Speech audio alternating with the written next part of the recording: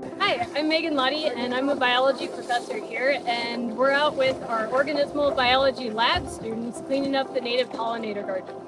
As you guys might know, our native pollinator garden formed a couple of years ago as part of our Bee Campus USA certification. And so students every semester come out and help do spring preparation and fall cleanup as we continue to improve the number of plants, the diversity, and the health of this up-and-coming native ecosystem. What you see here is a pile of vegetation that is overgrown plants and vegetative debris that Dave Murray and Pat in facilities are going to help us in composting and returning it as soil so it can be used around campus for other plants.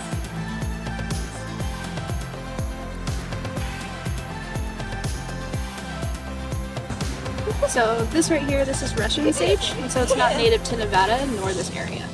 And so what we're doing is we're removing this and other non-native plants from this garden in order for the pollinators to have more native plants to feed on.